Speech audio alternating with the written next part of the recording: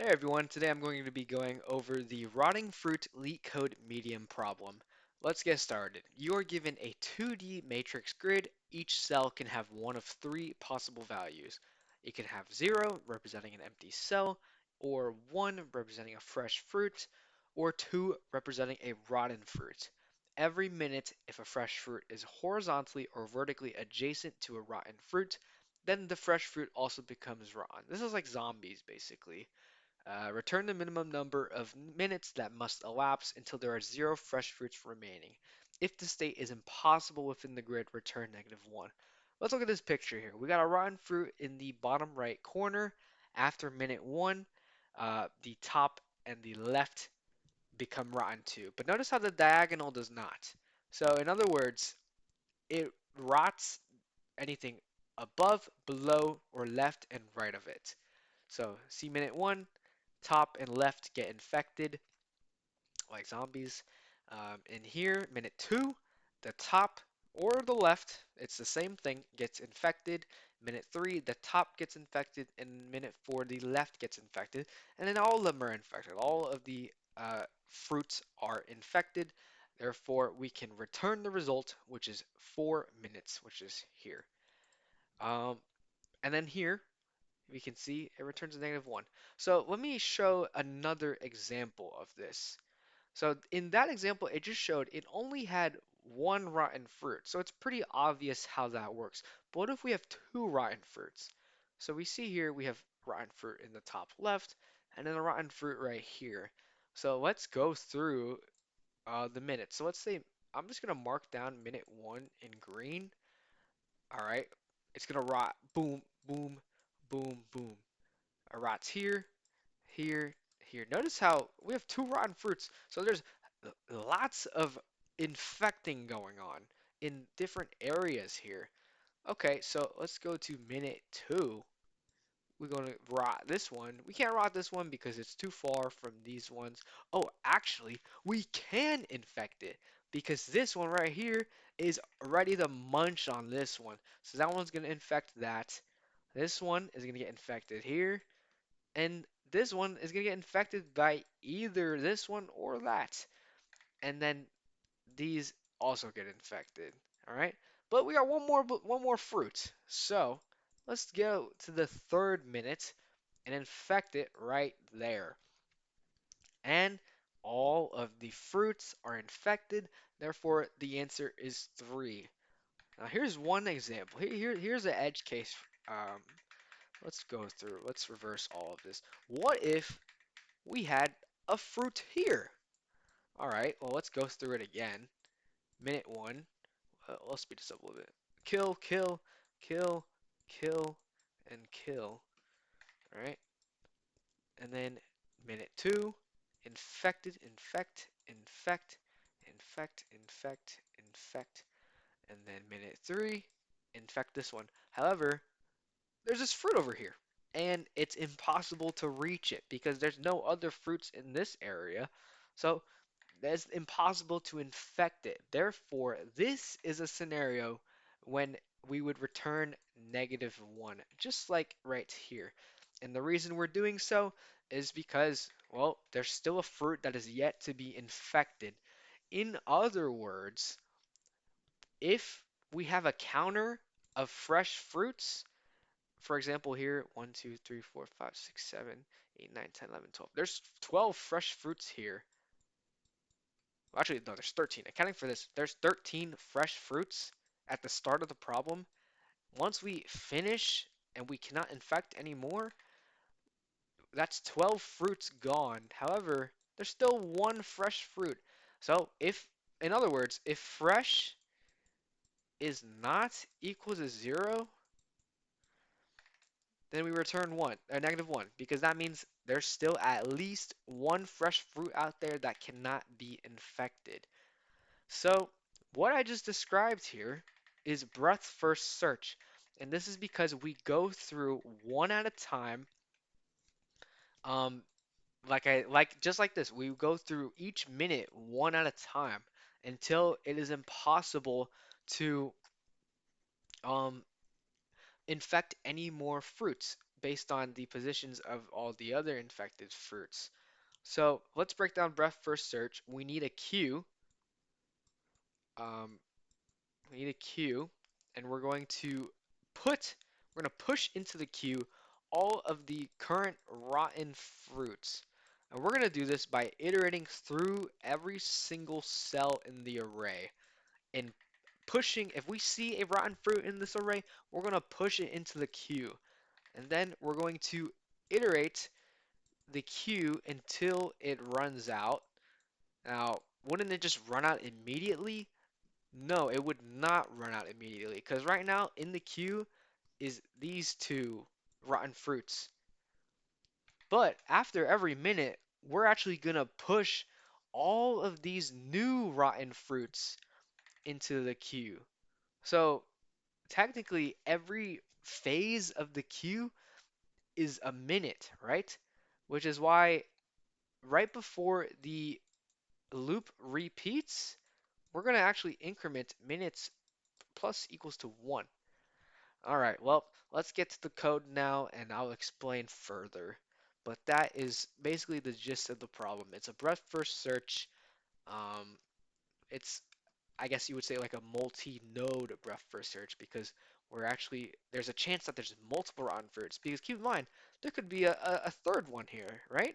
In which case, this would actually get done in, I think, 2 minutes. But we don't have to, you get my point. Anyways, let's go to the code.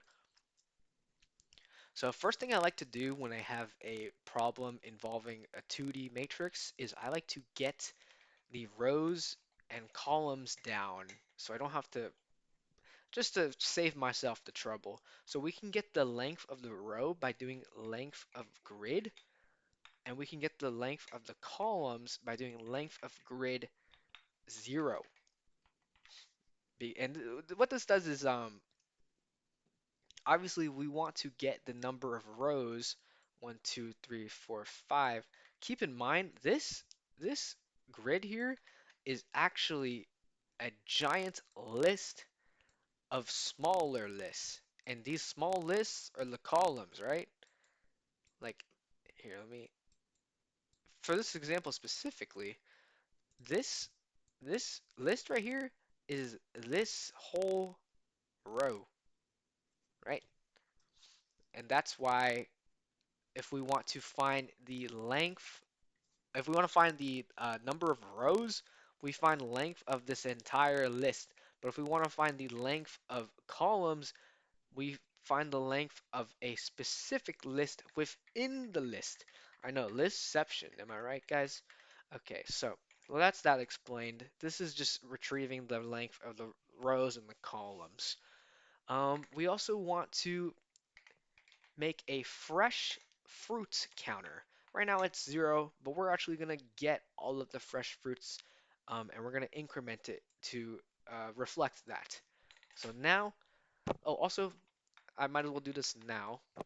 Let's initialize the queue, and you can just do so in Python by doing collections.deck. And let's iterate through the entire array to grab the rotten and fresh fruits.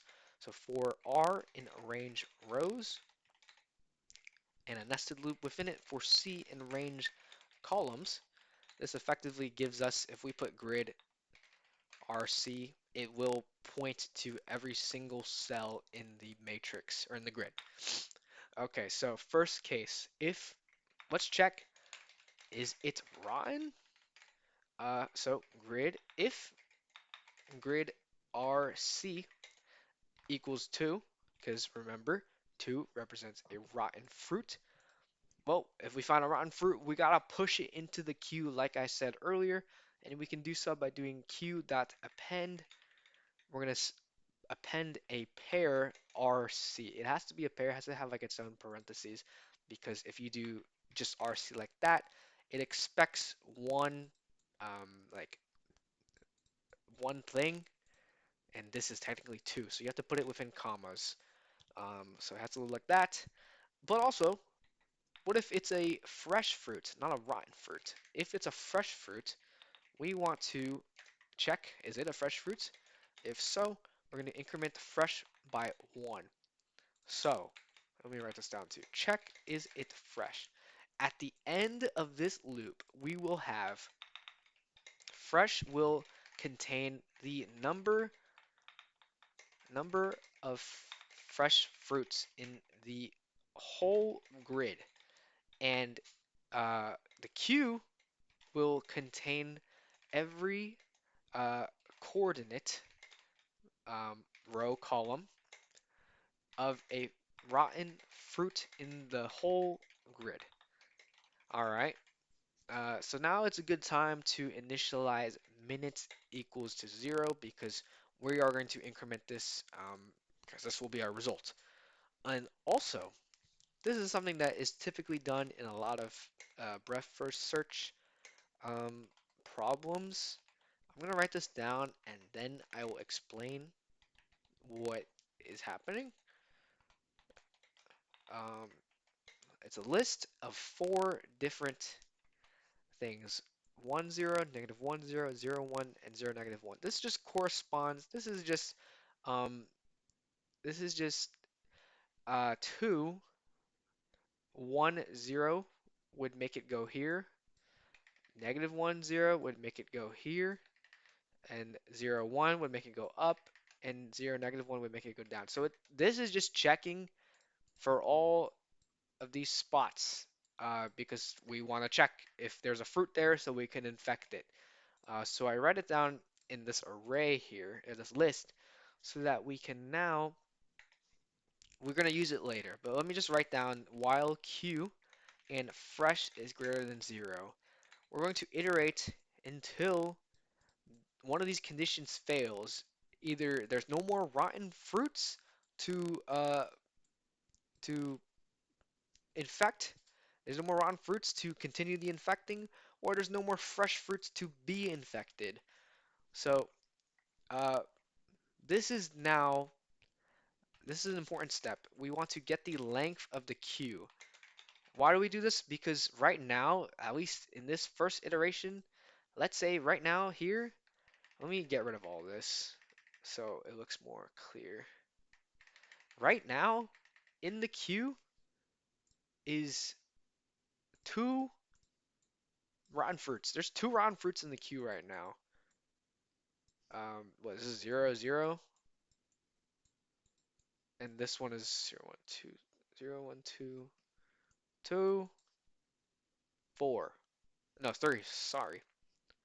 I feel a little dumb right now. Okay, anyways, there's 2 rotten fruits in here. So we want to get both of the fruits. So we're going to get Q length equals to 2. And the reason we're doing so is because we want to pop exactly 2 rotten fruits out of the queue, not more than 2, because in the first minute, we only want to see how much these 2 fruits can infect. This is just like I said earlier with the with this, like 1, boom, boom, boom. All right. We don't want to um, just simply check for this fruit and then go to the second minute. We don't want to do that because we haven't done this one yet. We want to make sure all fruits have done their infecting before moving on to the next minute or next wave, you could say. So that's why we do queue length of 2 to ensure that we make sure every rotten fruit gets a chance to infect people or infect fruits until the next wave slash minute begins. So queue length equals to length of queue. And now for I in range queue length, we're going to iterate through every single rotten fruit. So like now we would iterate through both of these. Let's pop from the queue, pop left. Now this is when the directions come into play. We're going to check, let's say we're at this fruit right now. We got to check to the left of it. We got to check to the top of it. We got to check to the right of it. We got to check to the bottom of it. That's what we're doing here. For DRDC direction row, direction column in directions, just grabbing each of these every single time. Um, we're going to create the new coordinates, nr, new r, new c, equals to row plus dr call plus dc. This is just, we just popped this fruit. We're here right now with row column, and then for every single possible direction, we're going to get new r, new c. So if dr dc is 1, 0, that's effectively saying the new coordinate we're going to check right now is here. Because, oh wait, no. It's going to be here, sorry. It's going to be right here. We're checking each spot around surrounding the rotten fruit. All right. Anyways, so now we have the new coordinate. Let's check.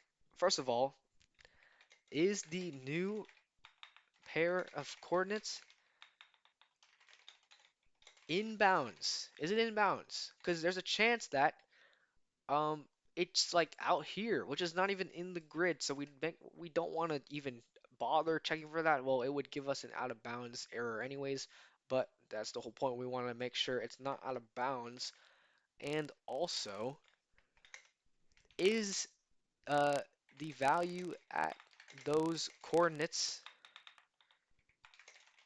1? Because if it's not 1, if it's empty, or if it's 2, it's not, we can't even infect it anyways. So these are our bounds.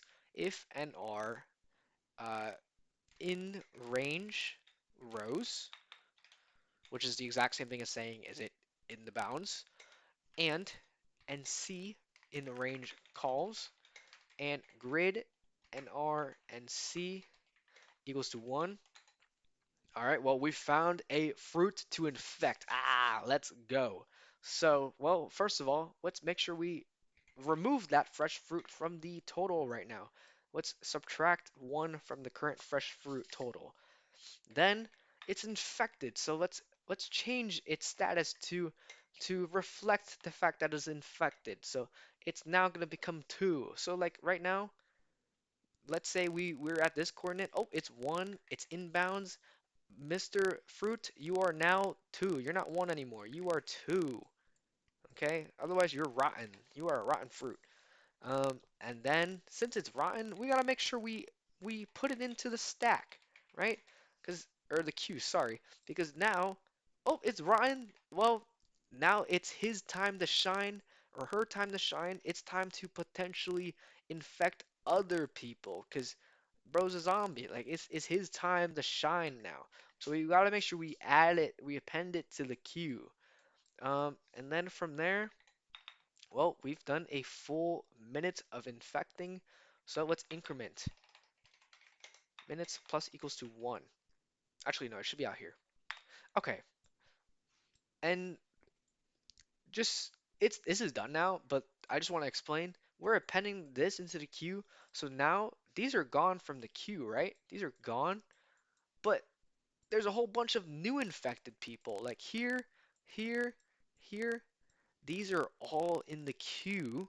So in minute 2, the second wave, you could say, second minute, the queue has 5 new rotten fruit, and that begins the next wave slash minute.